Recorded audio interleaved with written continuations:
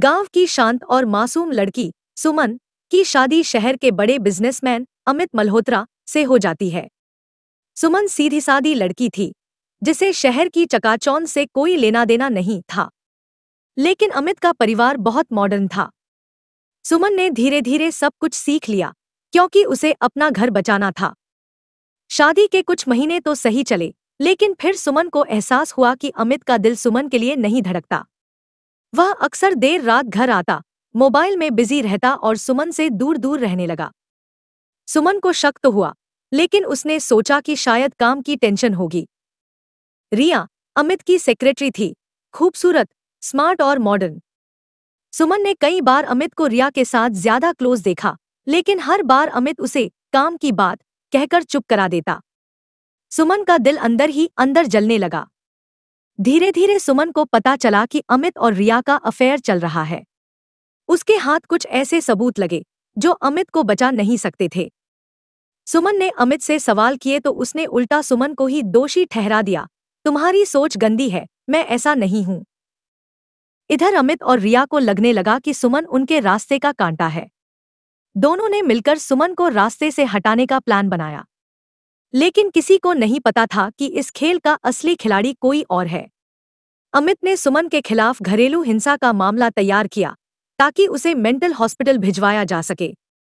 सुमन चुपचाप सहती रही क्योंकि उसे अपने प्यार पर भरोसा था, लेकिन प्यार कब धोखा बन गया उसे पता ही नहीं चला। रिया ने धीरे धीरे सुमन की जगह ले ली। सुमन का हर सामान घर से हटने लगा, यहां तक कि उसकी तस्वीरें भी हटा दी गईं। सुमन अब एक परछाई बन चुकी थी, एक नाम जो घर में सिर्फ तानों में लिया जाता। इस बीच सुमन की पुरानी दोस्त नीरा उसके पास आई, जो अब एक क्राइम रिपोर्टर थी। नीरा ने सुमन से पूरी कहानी सुनी और कहा, इस खेल में कोई तीसरा भी है जो इन दोनों से बड़ा खिलाड़ी है। एक रात रिया की लाश उसी घर में मिली जहां अमित और सुमन रहते थे। रिया का गला रेता हुआ था और उसके हाथ में सुमन की शादी की तस्वीर थी। पुलिस आई, जांच शुरू हुई और सुमन सबसे बड़ी आरोपी बनी। पुलिस ने कहा, पत्नी को पति का अफेयर बर्दाश्त नहीं हुआ, इसलिए उसने गुस्से में हत्या कर दी, लेकिन सच्चाई कुछ और थी जो अभी बाहर आनी बाकी थी। सुमन ने रो रो कर कहा, मैंने नहीं मारा, मैं तो सो रही थी। मुझे तो सुबह पता चला, लेकिन अमित ने भी सुमन के खिलाफ गवाही दी। सुमन पागल हो गई थी, रिया को मारने की धमकी देती थी। पुलिस को अमित का एक पुराना फोन मिला जिसमें रिया और किसी अनजान नंबर की बातचीत रिकॉर्ड थी। बातचीत में रिया कह रही थी, तुम जल्दी करो, सुमन को हटाओ वरना सब खत्म हो जाएगा। पुलिस ने जांच आगे बढ़ाई तो पता चला कि अमित के कॉलेज का दोस्त विकास भी इस खेल में शामिल था। विकास रिया का पुराना प्रेमी था जो अमित के जरिए रिया की जिंदगी में वापस आया। रिया ने जब विकास को छोड़कर अमित को चुना, तभी से विकास बदला लेने के लिए तैयार था। एक हफ्ते बाद अमित की लाश भी उसी घर में मिली। उसके गले पर भी वही निशान थे जो रिया के गले पर थे। अमित के हाथ में एक पुराना लव लेटर था जो उसने रिया को कॉलेज में लिखा था। अब पुलिस उलझ गई, क्या सुमन ने बदला लिया या कोई और खेल खेल रहा है? नीरा ने सुमन की मदद से कुछ पुराने कागजात निकाले जिसमें अमित और रिया ने मिलकर सुमन की प्रॉपर्टी हड़पने की प्लानिंग की थी। सुमन के पिता की जमीन पर दोनों की नजर थी, जिसकी कीमत करोड़ों में थी। सुमन ने अमित को सब कुछ पता होने की बात कही थी और उसे घर छोड़ने को कहा था, लेकिन अमित और रिया ने सुमन को ही रास्ते से हटाने का प्लान बनाया था।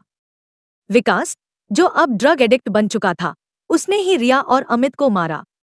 उसका कहना था, अगर वो मेरी नहीं हो सकती तो किसी की नहीं होगी। सुमन बेकसूर साबित हुई, लेकिन उसके प्यार, विश्वास और शादी की लाश हमेशा उसके दिल में दबी रही। नीरा ने बाद में बताया कि रिया की मौत वाले दिन सुमन की फोन लोकेशन कहीं और थी, लेकिन किसी ने उसके फोन से कॉल किया था। वह कोई और नहीं बल्कि अमित खुद था। अमित ने ही रिया को मारा था ताकि सारी प्रॉपर्टी अकेले हड़प सके, लेकिन विकास ने अमित को भी मार दिया। सुमन ने अपने गांव लौटकर सादा जीवन जीने का फैसला किया। प्यार, शादी, अफेयर, धोखा और मर्डर की यह पूरी कहानी उसके दिल का दर्द बनकर हमेशा जिंदा रही। विश्वास और प्यार की बुनियाद जब लालच और धोखे से भर जाए तो रिश्तों की मौत तय होती है। शांति और अपने परिवार के साथ रहने में है। दोस्तों, आपको हमारी आज की ये कहानी कैसे लगी, हमें कमेंट करके जरूर बताएं।